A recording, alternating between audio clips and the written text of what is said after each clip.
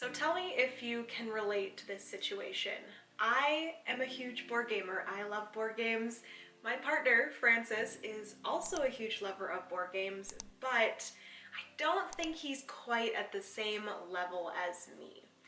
And you guys can clearly tell by the title of this video that we're going to be talking about solo games. And this is the reason why I have recently been getting into more solo gaming. I find myself wanting to play a lot more games than Francis, and I don't want to force him into playing games if he doesn't want to. And recently, when looking at new board games that I want to add to our collection, having that one player count has started to become really, really important to me. I want to make sure that if I buy this game, there's potential for me to, get a lot of plays out of it just by myself, because, Francis may not want to play it as much as me. So today we're going to be going over a bunch of games in our collection that I have been enjoying solo recently, which if you're new to the board game hobby and do not know, a lot of games that you can play with more players, recently a lot more have been coming out with a solo variant, so you can actually play these amazing games by yourself. And honestly, for me, playing solo games, playing a board game by myself is very therapeutic. There's, I love being social, don't get me wrong, but there's no need to socialize with people. I can just chill, be in my head and figure out, I don't know what this was, be in my head. There's no pressure to, socialize and all those things. So it's just very therapeutic, and it's a really nice way to end off a day just playing a game by yourself. But like I was saying, today I'm going to be going through 8 different games in my collection that I have been enjoying solo.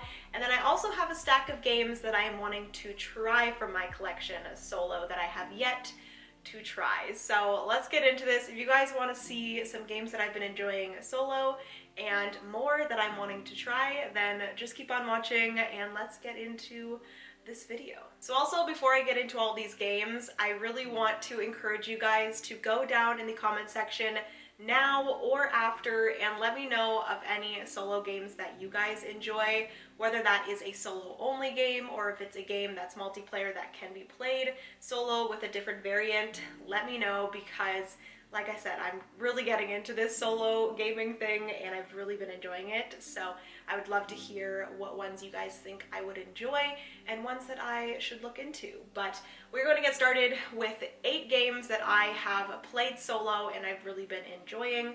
So the first one, actually the first 4 are just, I'm just going to tell you guys right now, I really, really enjoy playing roll and rights or flip and rights solo. So the first 4 here are flip or roll and rights. I just really, really enjoy them. So the first one that I want to talk about is one that I've chatted before about on the channel, but that is Three Sisters. It is published by 25th Century Games, and it is a pretty crunchy roll and write. I would say that all 4 of these are pretty crunchy. The next one I'm going to talk about is not as crunchy, but I really do love a good thinky puzzle when it comes to a roll and write. And Three Sisters gives you that and more. Basically, you are a gardener. You have this whole, actually 2 sheets where you have your gardens on one side and your perennials, and then on the other side you have fruits and aviary and your shed and a bunch of different things. And basically you are rolling a bunch of dice and you're placing them in a certain order, and then you are drafting die. You would normally be drafting if you're playing with multiplayer, but if you're doing solo, you're drafting with like an imaginary, like AI, I guess, but her name is Farmer Edith.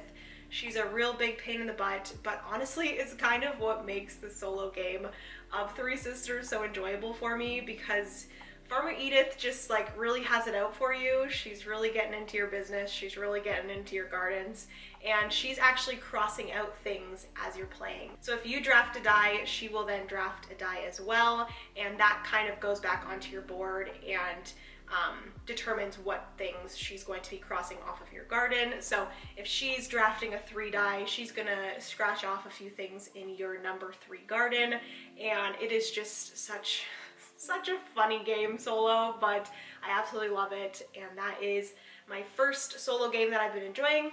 Three Sisters. There's also Fleet the Dice game in that like little trilogy, and there's a new one coming out called Motor City as well.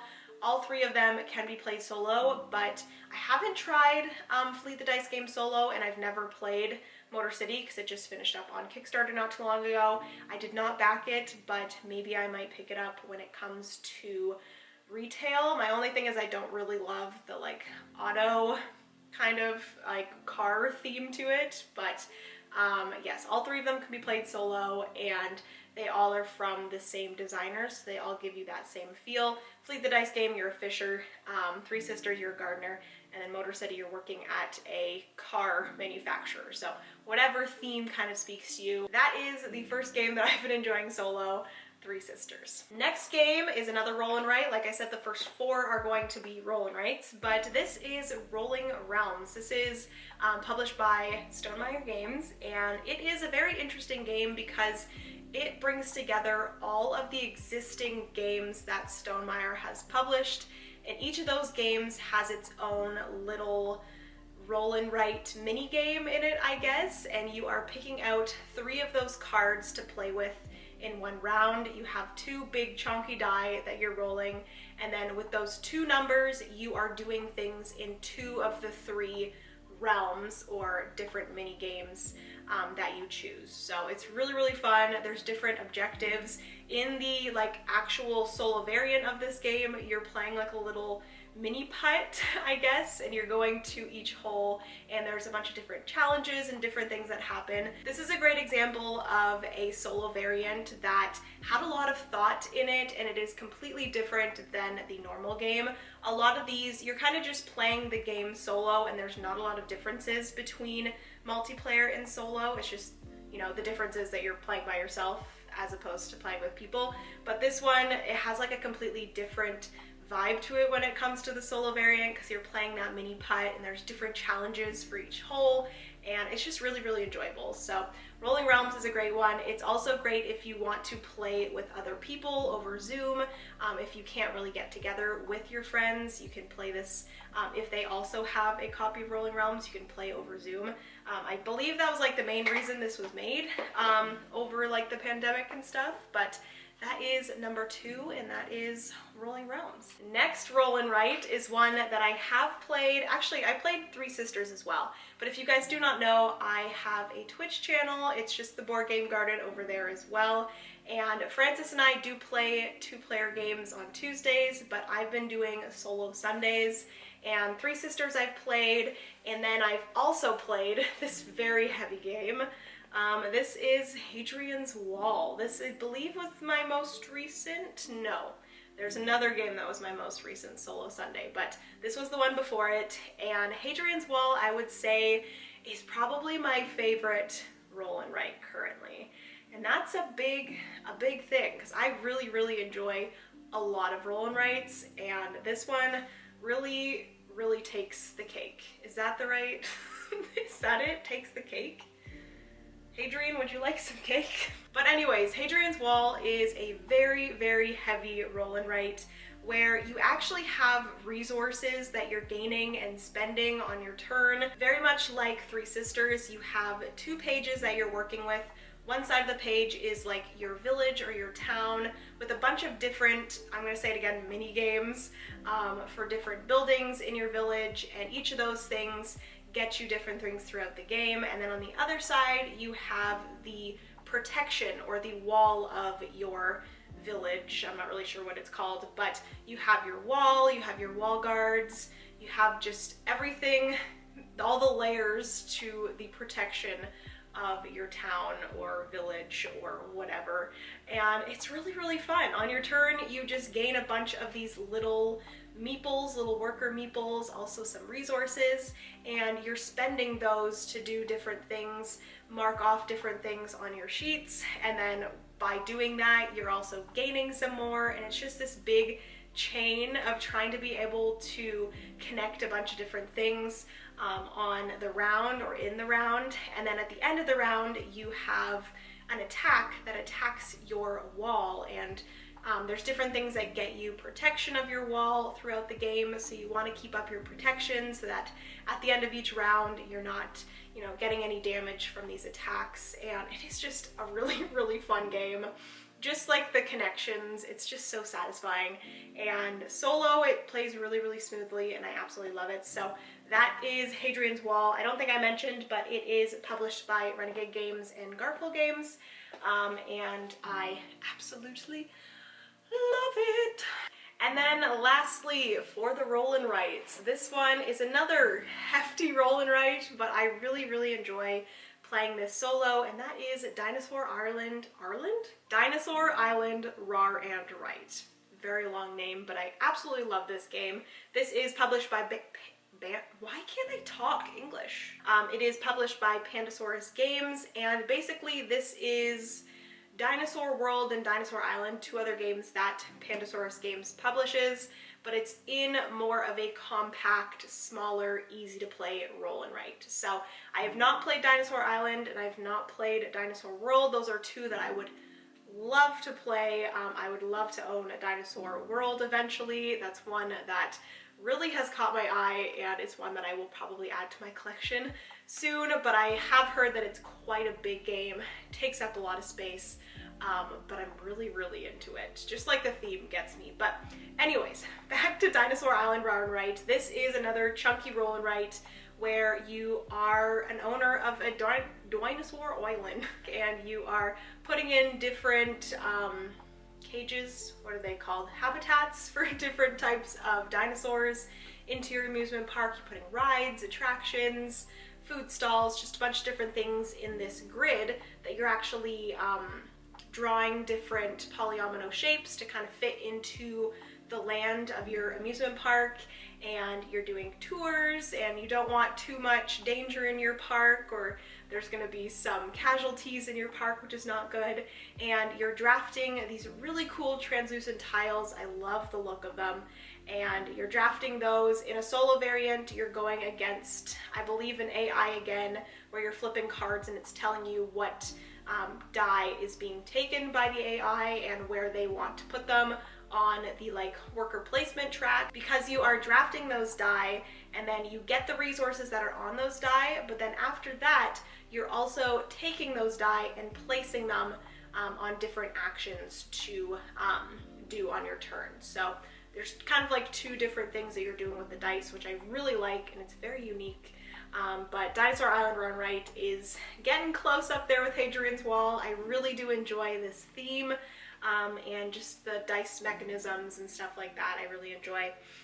But yes, that is Dinosaur Island Rawr and Write. A really enjoyable Why can't I speak English today? It's a really enjoyable roll and write. There we go.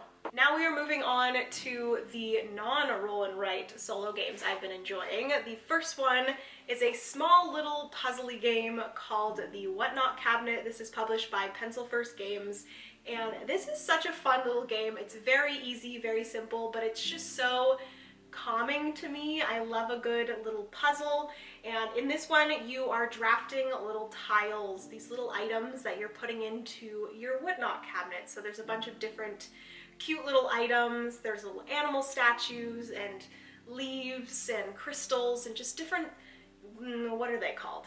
I think the word that I'm trying to think of is trinket. I could be wrong, but basically you're placing these trinkets in your cabinet and you're getting points based off of what you've placed in the rows and what you've placed in the columns. You want the rows to be all different colors or all the same color, and then the same for down, and there's different objectives and stuff like that. It's a super fun, super light, calming, very satisfying game that I enjoy taking out with a cup of tea. It's very nice, it's very cute.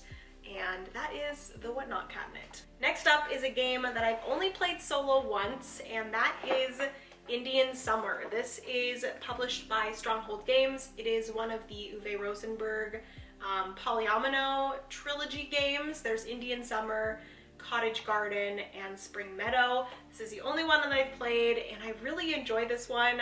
I am a lover of like polyomino puzzles, and much like Whatnot Cabinet, I feel like this one's just very casual, Really easy to get out, really easy to play, very calming, and I just love the puzzle and really getting into my head about what to do next and where to put a tile and all of those things. So this is a really good one. Definitely one that I need to take out more because I really enjoyed it. The art is like gorgeous. I love the colors, the like bright jewel tones, I guess, but that is Indian Summer. So we have 2 more solo games to go. Both of these I have played on streams over at the Board Game Garden on Twitch, but the first one is a game that I've had for quite a long time. That is Tiny Towns. Tiny Towns has been in our collection for a really long time, and I just played it solo for the first time on Twitch a few weeks back. And I'm gonna say right now, I think I enjoy Tiny Towns solo more than I do multiplayer, which is crazy. But the one thing that has always annoyed me about Tiny Towns is the fact that a lot of people try to, because basically in Tiny Towns, everyone has a turn where they tell everybody at the table what to pick up, and really what you're doing on your own board is determined by what everyone chooses for everyone to pick up. So it's really annoying when you're trying to get something done and then everybody else is getting you to pick up cubes that you do not need. It is so frustrating, especially when you get to like the higher player counts. This game can be played up to 6 players, and it's very frustrating when your plans don't quite go the way that you want them. But in the solo variant, you have 3 cards.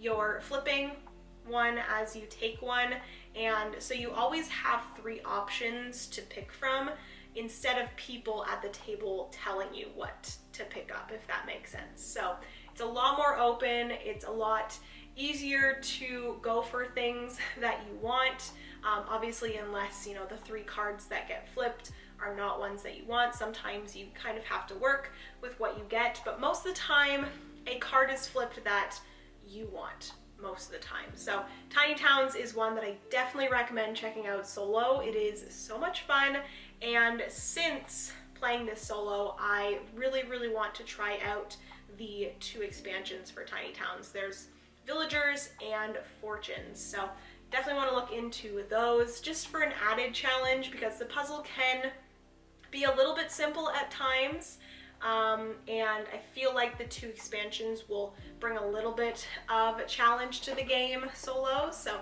really excited to try that out. But that is Tiny Towns. And lastly, for games that I have been enjoying solo, this is one that, again, I've only played once solo on stream, but I had so much fun with this game, and this was definitely the most in-depth solo game that I've played so far. And it is a new game to our collection, and it is a game that I've been wanting for a very long time, and that is Stardew Valley, the board game. I love this game so much. This was actually in a video that I uploaded over on the Jen Rose channel before I made this YouTube channel, and it was games that I had on my wish list, and this was one of the highest ones on my wish list, and I'm so happy that I finally got it, and I played it solo, because the one thing was Francis doesn't really want to play this game with me. He doesn't love a lot of luck-based games, and this game does have quite a bit of luck in it. There's a lot of dice rolling and flipping of cards and trying to get certain cards and certain tiles to come out for you to fulfill your objectives. So there's a lot of luck in this, but I think that's what I enjoy about this game. You never know what's going to happen. You're trying to fulfill 4 different goals for your grandpa, and then you're also trying to fulfill 6 different rooms in the community center. If you've played the video game, you kind of get a feel for what you're doing, but you're trying to do those things, and sometimes things just don't work out. Like I said, I've only played this once, and things did not turn out, and it just really, like, it makes me want to try this game over and over again until I succeed, and I just really have like an urge to continue playing it over and over again. So yes, Stardew Valley, the board game, I've been really enjoying solo, and I would ultimately in the future like to play this multiplayer, but if I only get to play this solo, I am totally fine with that, because it is so much fun, and I feel like the replayability is going to be pretty good, because you're always going to have different objectives that you're going for because of the luck-based. everything's going to be different every single game. So I'm really excited to dive more into the Stardew Valley board game. And yeah, that was my last of the solo games that I've been enjoying.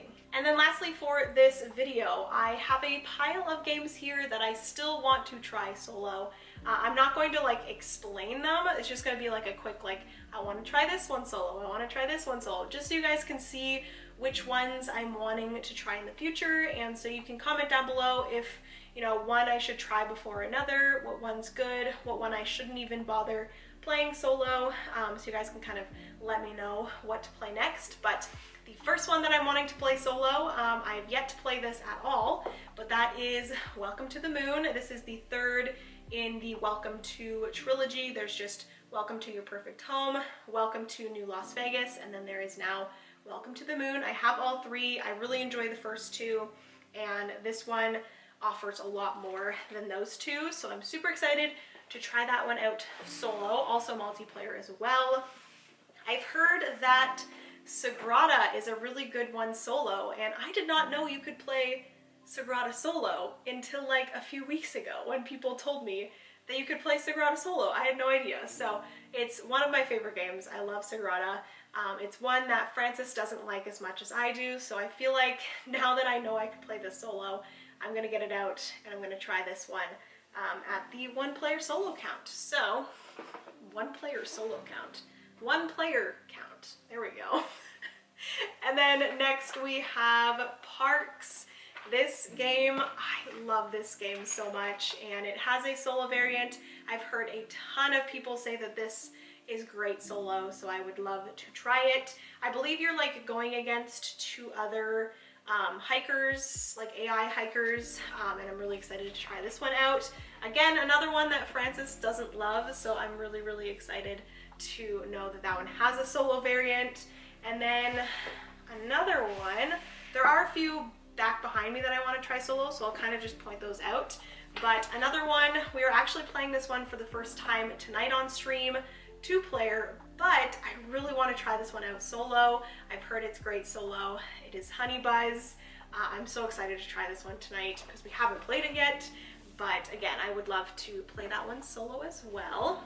And then lastly, I have a new game. I just received this a few days ago. I purchased it on the Facebook Marketplace, and it's a game that I've been really wanting to try, and it is the only game that I have in our collection that is solo only. You can only play this game solo, and I have already tipped this up, so I know that all the chips are now very unorganized in the bottom of this box. If you have this game, you know they have like a really nice tray in the bottom with all the different chips organized, and I forgot about that, and all of those chips are fallen. But this is Coffee Roaster. It is published by Stronghold Games, and this is a coffee themed game. You guys know how much I love my coffee, and I'm so excited to dive into this one. Like I said, it's solo only. You can only play it by yourself, and it is a bag building game about roasting coffee, clearly, and I'm very, very excited to dive into this one. It looks like a lot of fun. Again, it's a very luck-driven game, which I actually really enjoy luck-driven games, so I'm really excited about this one. And then, like I said, I did want to point out a few behind me that I want to try out solo. One is Viticulture. I would absolutely love to try that one out solo. I still want to grab the Tuscany expansion because I've heard that that's really good to play with, but Viticulture is one I would love to play solo. Also Wingspan I'd love to play solo. Seize the Bean apparently is really, really good solo, so I want to play that one, as well as I would love to play Lost Ruins of Arnak. I've heard that the solo variant in that game is also really fun. But yes, that is everything for this video. Hopefully you guys enjoyed hearing about all of the games that I have been enjoying solo so far, as well as some games that I want to dive into solo in the future. Give this video a big thumbs up if you did enjoy. Subscribe if you've yet to do so. We would love to have you here at the Board Game Garden, and also comment down below, like I said before, any games that you think I would enjoy solo, solo only games, games that have solo variants that are good. Please let me know down below. I would love to chat down there about more solo games that I should look into based off of kind of what you guys have seen today. Let me know. I love you guys so much. Remember, you're somebody's reason to smile, and I will see you in my next video. Bye, friends.